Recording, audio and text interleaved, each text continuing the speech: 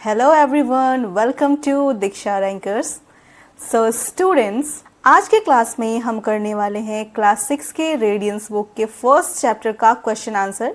हमने अपने last video में चैप्टर 1 को डिस्कस किया था, उसके ग्लॉसरी और नोट्स पे भी हमने डिस्कशन किए थे और चैप्टर को हमने बहुत अच्छे तरीके से समझा था। आई होप आपने उस वीडियो को देखा होगा। अगर आपने उस वीडियो को नहीं देखा है तो वो वीडियो आप सबको पता है कि कहाँ मिलेगी, वो मिलेगी आपको दीक्षा रैंकर्स के प्लेलिस्ट पे। आप जाके उन वीडियोस को देख सकते हैं और मैं आपको सजेस्ट करूँगी कि आप इस क्लास को अटेंड करने से पहले इसके चैप्टर एक्सप्लेनेशन को ज़रूर देखिए, क्योंकि जब आप चैप्टर एक्सप्लेनेशन को देख लेंगे, समझ लेंगे, तो ये जो क्वेश्चन आंसर सेशन है ये आपके लिए समझना बहुत आसान हो जाएगा। चलिए आज के क्लास को स्टार्ट करते हैं। But before we start, as we know, it doesn't matter what others are doing, it matters what you are doing. So you push yourself, motivate yourself, work on yourself, because no one else is going to do it for you. With this motivation, we are going to start the class. And the first question from your Radiance book is think and tell. Think and tell का जो means होता है वो होता है सोचो और बताओ। तो आपको एक बार से एक्सरसाइज को, एक बार से लेसन को रिमाइंड करना है और फिर आपको आंसर्स करने हैं। So your first question is, what thing in the first stanza tell you that the poet is curious? आपने फर्स्ट स्टेंजा को पढ़ा है तो आपको बताना है कि जो पहला स्टेंजा था उनमें ऐसी कौन सी बातें हैं जो आपको बताती हैं कि जो पोएट थे, जो कवि थे, वो जिज्ञासु हैं। सो आपने पढ़ा है ऐसी बहुत सारी बातें हैं जिससे कि आपको पता चलता है कि जो हमारा पोएट है, जो हमारे ऑथर है, वो हमारे नेचर को लेकर जो उसमें चेंजेस आते हैं उन सब बातों को लेकर बहुत ज़्यादा क्यूरियस हैं। तो आइए हम आंसर करते हैं। Your answer is the poet is full of curiosity about the world around him.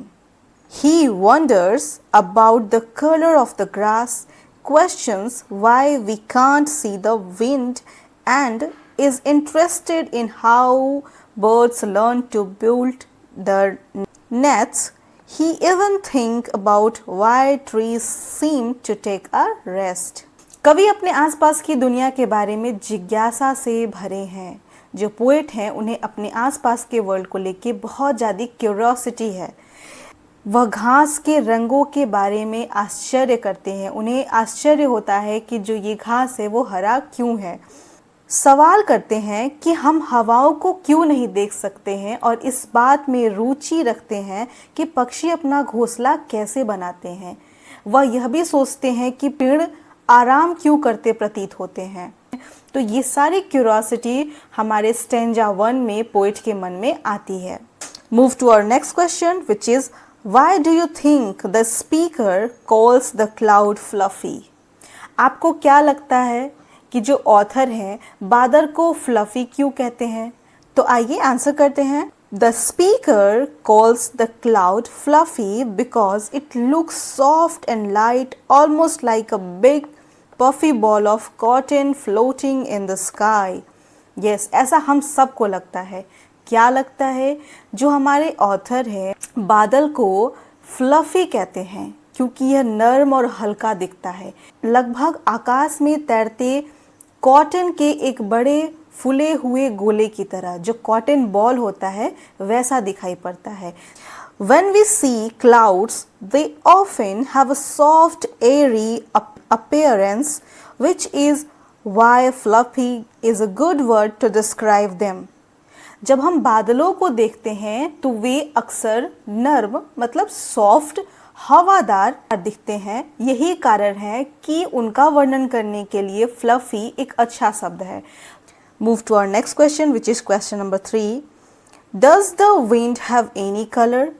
तो ये क्वेश्चन बहुत ही सिंपल है। क्या हवा को कोई रंग होता है? तो हम सबको पता है कि हवा का कोई रंग नहीं होता है। तो आपके आंसर हो जाएंगे no, the wind does not have any colour. Next question, do you often ask your father about the things that you wonder at?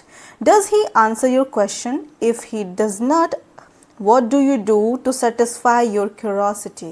Question है क्या आपने कभी अपने पिता से उन चीज़ों के बारे में पूछा है जिन्हें देखकर आप आश्चर्यचकित हो जाते हैं? क्या वे आपके प्रश्नों का जवाब देते हैं? यदि उन प्रश्नों का जवाब वे नहीं दे पाते हैं तो आप अपनी जिज्ञासा को संतुष्ट करने के लिए क्या करते हैं? अपनी क्यूरोसिटी को पूरा करने के लिए आप क्या करते हैं? आपको आंसर करना है। ये आप सबके साथ होता है कि आपके मन में कुछ ना कुछ क्यूरोसिटी होती है, तो आप चाहते हैं कि अपने पेरेंट्स से उसके बारे में बात करके, अपने फादर से बात करके अपनी क्यूरोसिटी को ख़त्म करें। ये आप सबके साथ भी होता होगा और आपके फादर के रिप्लाई अलग अलग होते हैं, लेकिन मैंने खुद के एक्सपीरियंस को इस क्वेश्चन में लिखा है। मैं आपको सजेस्ट करूंगी कि आप कोशिश करें कि अपनी बातों को आप इसमें मेंशन करें। तो आइए हम देखते हैं। Yes, I frequently ask my father about things that make me wonder. हाँ, मैं अक्सर अपने पिता से उन चीज़ों के बारे में पूछती हूँ जो मुझे आश्चर्यचकित कर देती हैं। When he knows the answer, he takes the time to explain it to me. और जब उन्हें उत्तर पता होता है तो वह मुझे समझाने में समय लेते हैं। मतलब मेरे फादर कोशिश करते हैं कि जो चीज़ मैंने उनसे पूछी है उसके बारे में वो अच्छे से टाइम लेके और उसके बारे में मुझसे डिस्कस करते हैं।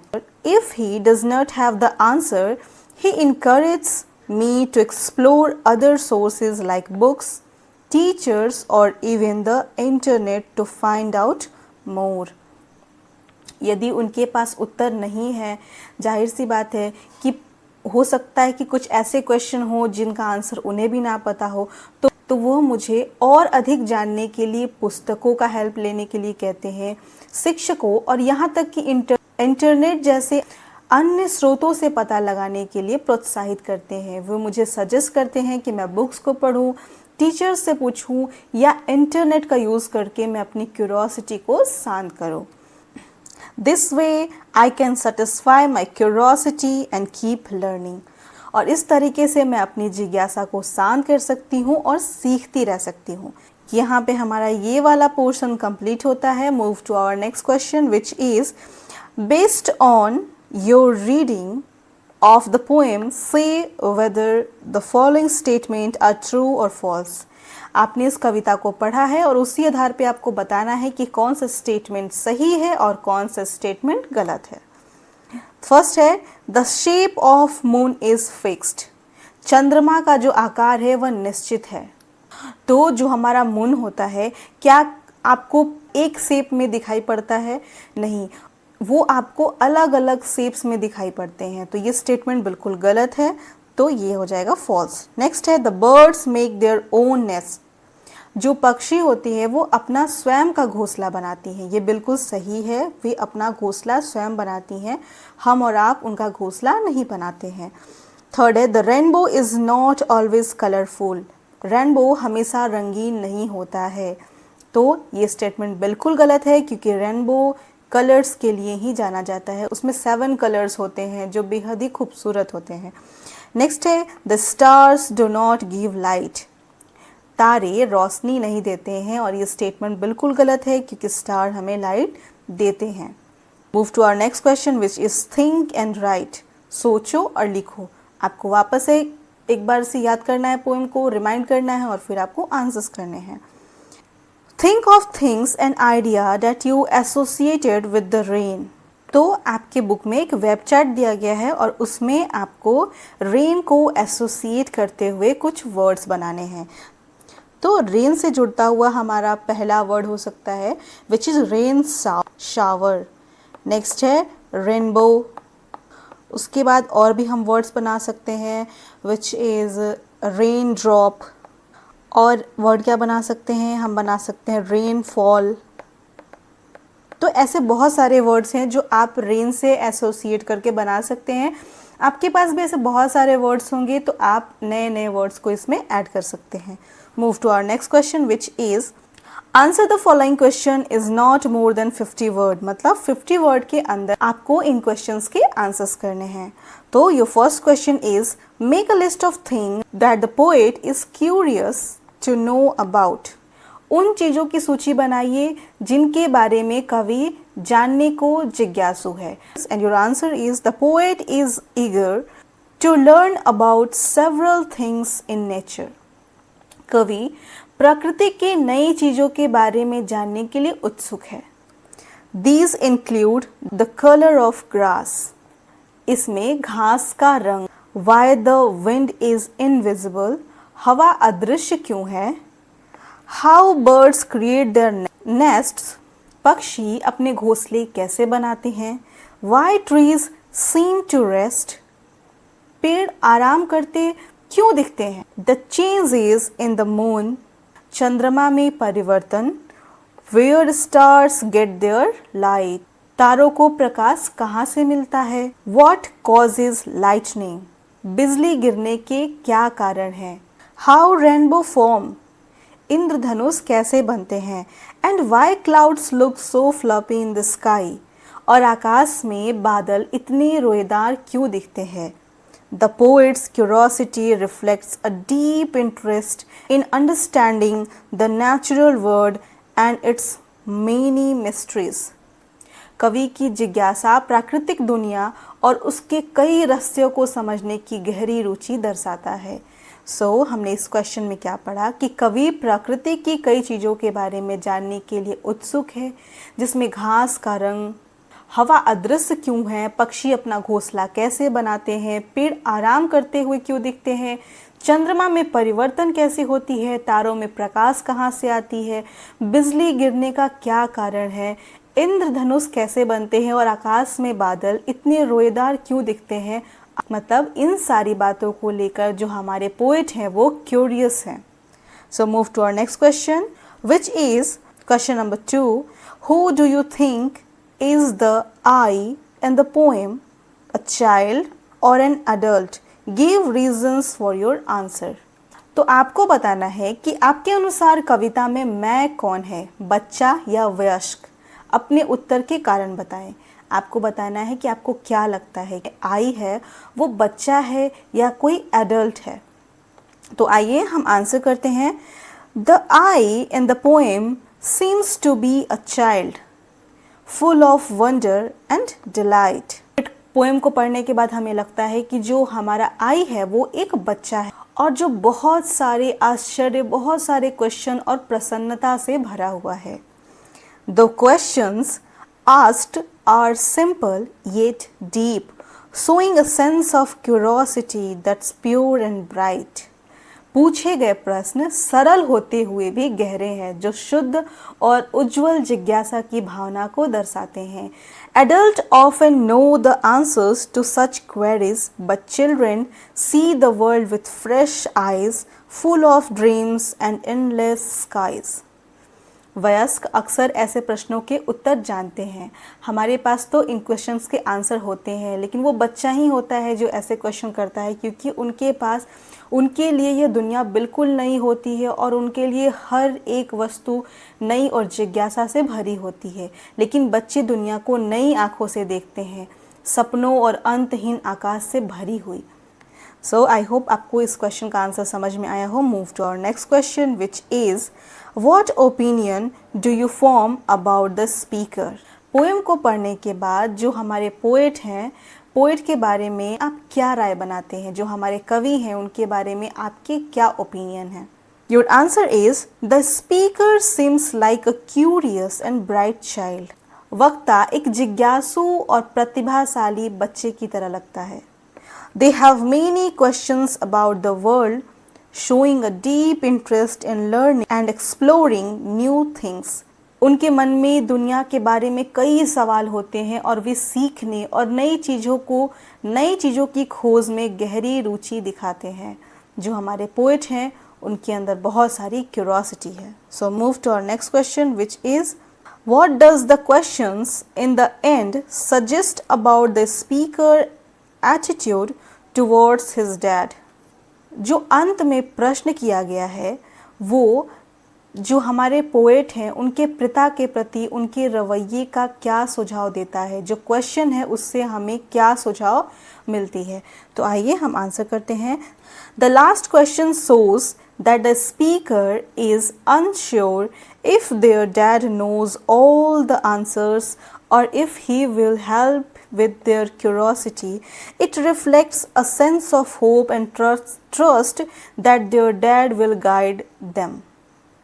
अंतिम प्रश्न में पता चलता है कि जो पोएट हैं वे अनश्योर हैं, मतलब उन्हें श्योरिटी नहीं है कि क्या उनके पिता को सभी उत्तर पता हैं या क्या वह उनकी जिज्ञासा में मदद करेंगे। यह आशा और विश्वास की भावना को दर्शाता है कि उनके पिता उनका मार्गदर्शन करेंगे। जो पोएट हैं वो डाउट में है कि उनके जो आंसर्स हैं उनके पिता के पास हैं, अब वे उनके सभी प्रश्नों के उत्तर दे पाएंगे, क्या वह उनकी जिज्ञासा में मदद करेंगे। यह उनके पिता के प्रति आशा और विश्वास की भावना को दर्शाता है। तो यहाँ पे हमारा ये वाला पोर्शन कंप्लीट होता है। So move to our next question which is word study. और वर्ड स्टडी में जो हमारा टॉपिक है वो है फ्रेजल वर्ब। तो फ्रेजल वर्ब क्या होता है? हमने वर्ब सुना है, वर्ब को हम हिंदी में कहते हैं क्रिया। तो फ्रेजल वर्ब को समझने से पहले हम समझते हैं वर्ब को। तो वर्ब क्या होती है? It represent action. हम सबको पता है कि जो वर्ब होता है वो एक्शन को रिप्रेजेंट करता है। तो फ्रेजल वर्ब क्या होता है? A phrasal verb is a verb combined with one or more particles like preposition that creates a new meaning different from the original verb alone. मतलब जो हमारा ओरिजिनल वर्ब का मीनिंग होता है, जब हम उसको as a phrasal verb use करते हैं तो उसका जो मीनिंग होता है वो पूरी तरीके से चेंज हो जाता है। लेकिन जो ये हमारा वर्ब है वो फ्रेजल वर्ब कब बनता है? तो जब हम वर्ब के साथ जनरली प्रीपोजिशन का यूज़ करते हैं, जब वर्ब के साथ हम प्रीपोजिशन को यूज़ करते हैं तो जो नया वर्ड बनता है उसे हम कहते हैं फ्रेजल वर्ब। जैसे हम एक एग्जांपल लेते हैं गिव, और गिव के साथ जब हम प्रीपोजिशन अप को ऐड करते हैं तो जो हमारा नया वर्ड है वो बन जाता है गिव अप। और गिव अप बनने के बाद जो गिव का मीनिंग होता है वो पूरी तरीके से चेंज हो जाता है, और गिव अप का मतलब होता है टू स्टॉप और क्वाइट। सो जब हम वर्ब के साथ कोई प्रीपोजिशन को ऐड कर देते हैं तो वो बन जाता है फ्रेजल वर्ब, और फ्रेजल वर्ब जो होता है उसका मीनिंग वो पूरी तरीके से चेंज हो जाता है। ऐसे ही कुछ और भी फ्रेजल वर्ब हैं, जैसे हम लेते हैं रन, और रन के साथ हम जोड़ देते हैं इनटू, तो जो हमारा नया वर्ड है वो बन जाता है run into, which is a kind of phrasal verb, जिसका मतलब होता है टू मीट समवन। क्वेश्चन है, what does the phrasal verb blow out mean in the poem? Look up a dictionary and list the meanings, note down other meanings of the phrasal verb and use it your own sentence conveying other meanings. Look up a dictionary and list out phrasal verb that begin with blow and use them in your own sentences. तो आपको आपके poem में जो blow out phrasal verb का use किया गया है, आपको बताना है कि उसका मीनिंग क्या होता है, उसका अर्थ क्या होता है, और आपको डिक्शनरी देखकर, मतलब डिक्शनरी के हेल्प से अदर फ्रेजल वर्ब की आपको एक सूची बनानी है जो ब्लो से शुरू होती हो और उन्हें वाक्यों में उपयोग करना है। मतलब ब्लो से शुरू होने वाले फ्रेजल वर्ब आपको लिखने हैं और उनको सेंटेंस में कन्वर्ट करना है। The phrasal verb blow out in the poem means to extinguish or to put out a flame or fire.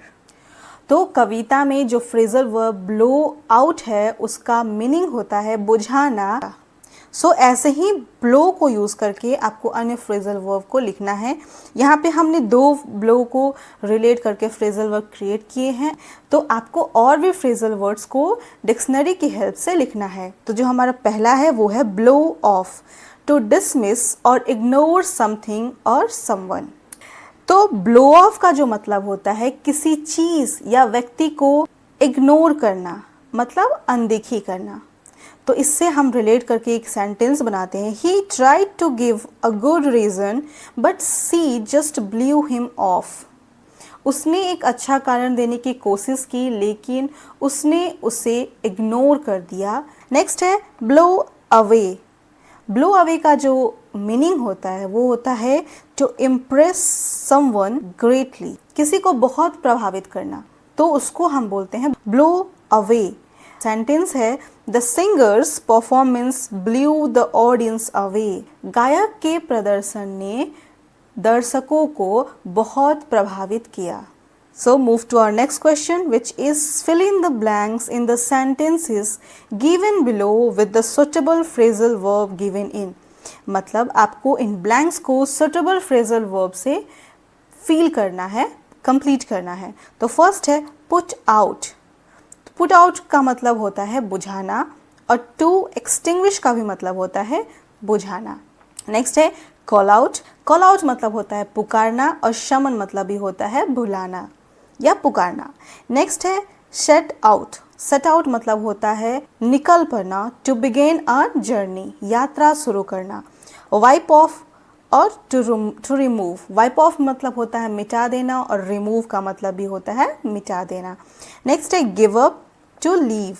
give up मतलब होता है छोड़ देना और to leave मतलब भी होता है छोड़ देना। सो आइए हम कंप्लीट करते हैं सेंटेंस को। The government is ready to dash polio. तो जो गवर्नमेंट है, जो सरकार है, वह तैयार है क्या करने के लिए? पोलियो को लाने के लिए तो तैयार रहेगी नहीं, पोलियो को हटाने के लिए तैयार होगी। तो यहाँ पे हो जाएगा wipe out polio. The government is ready to wipe out polio, मतलब सरकार पोलियो को जड़ से मिटाने के लिए तैयार है। नेक्स्ट है ही dash from Kolkata with his father. वह कोलकाता के लिए अपने पिता के साथ निकला। तो यहाँ पे हो जाएगा set out. He set out for Kolkata with his father. Next है dash a doctor to examine the patient. तो ये सेंटेंस आपको समझ में आ रहा होगा कि इसमें कहा जा रहा है कि मरीज की जांच के लिए डॉक्टर को बुलाएं। तो बुलाए के लिए हम यहाँ पे यूज़ करेंगे कॉल आउट।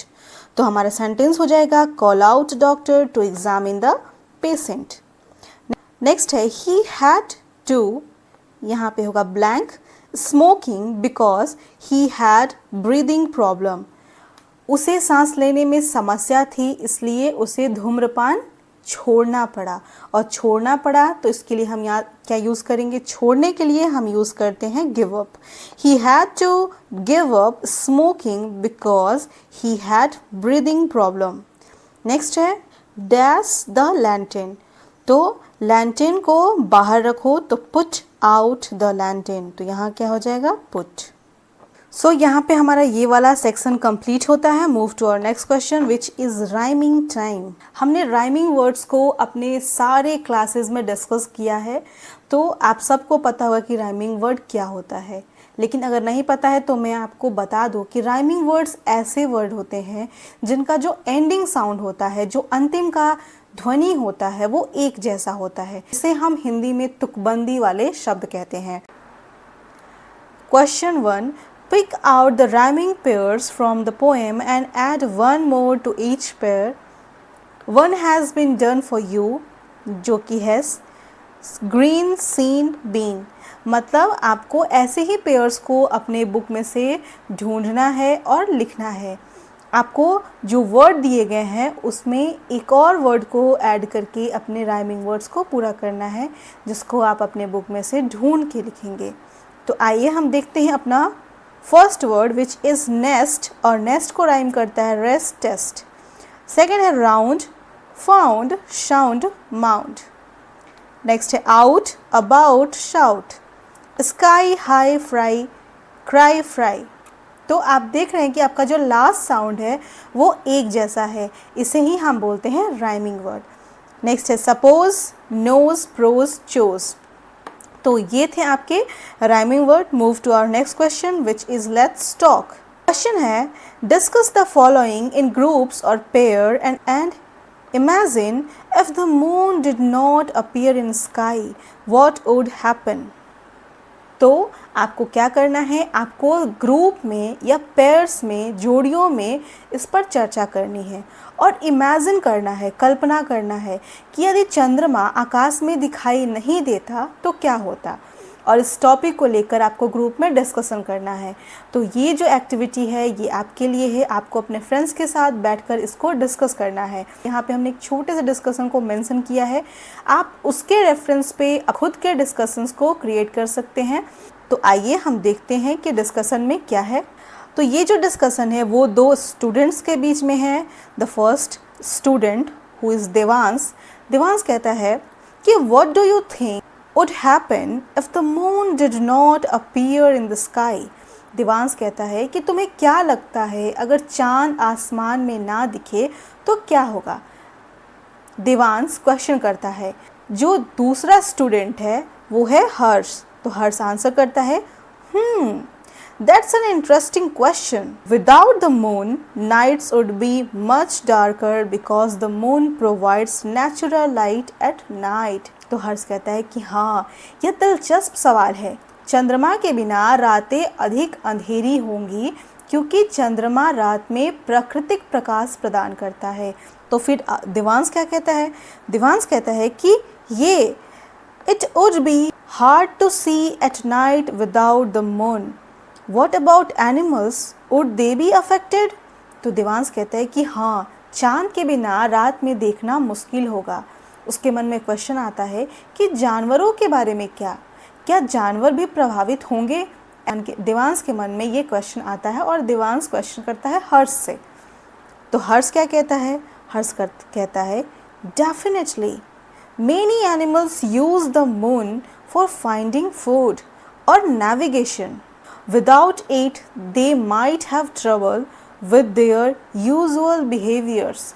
हर्ष कहता है कि हाँ, निश्चित रूप से कई जानवर भोजन करने या नेविगेट करने के लिए चंद्रमा का उपयोग करते हैं। मतलब जानवर अपना भोजन ढूंढने के लिए और एक जगह से दूसरी जगह पे जाने के लिए चंद्रमा के प्रकाश का उपयोग करते हैं, क्योंकि उनके पास कोई टॉर्च, ट्यूबलाइट ऐसे कोई इक्विपमेंट नहीं होते हैं जैसे कि हम ह्यूमन बींग्स के पास होते हैं। इसलिए ये रात में एक जगह से दूसरी जगह पे जाने के लिए या अपना भोजन ढूंढने के लिए मून लाइट का यूज़ करते हैं। इसके बिना उन्हें अपने सामान्य व्यवहार में परेशानी हो सकती है, उनका जो नेचुरल बिहेवियर है उसमें चेंज आ सकता है। तो देवांश क्या कहता है, देवांश कहता है कि what about human culture, how would that be affected. Devansh कहता है कि मानव संस्कृति के बारे में इसका क्या प्रभाव पड़ेगा। मतलब जो हमारा चंद्रमा है वो दिखाई अगर नहीं देता है तो क्या हमारी संस्कृति पे भी प्रभाव पड़ेगा। तो हर्ष आंसर करता है the moon is important in many cultures for festival and calendars. Without it, some traditions and culture practices might change or even disappear। तो हर्ष देवांश को आंसर करता है कि चांद कई संस्कृतियों में त्यौहार और कैलेंडरों के लिए महत्वपूर्ण है। इसके बिना कुछ परंपराएं और सांस्कृतिक प्रथाएं बदल सकती हैं या गायब हो सकती हैं, क्योंकि हमारा बहुत सारा कल्चर है, बहुत सारे ऐसे धर्म हैं जिसमें चांद का बेहद महत्व होता है। जब चांद दिखाई पड़ता है तो हम फेस्टिवल सेलिब्रेट करते हैं या चांद को देखकर हम पूजा करते हैं। तो देवांश के मन में ये क्वेश्चन आता है और हर्ष उसके क्वेश्चन को आंसर करता है कि हाँ, इससे हमारी संस्कृति पर प्रभाव पड़ सकता है। फिर देवांश कहता है कि so the moon really has a big impact on both nature and human life. Devansh कहता है तो चंद्रमा का वास्तव में प्रकृति और मानव दोनों पर बड़ा प्रभाव पड़ता है। उसको हर्ष आंसर करता है exactly It affects nighttime lights, animals' behavior and cultural tradition। हर्ष कहता है कि बिल्कुल यह रात की रोशनी जानवरों के व्यवहार और सांस्कृतिक परंपराओं को प्रभावित करता है। तो ये था हर्ष और देवांश के बीच का कन्वर्सेशन।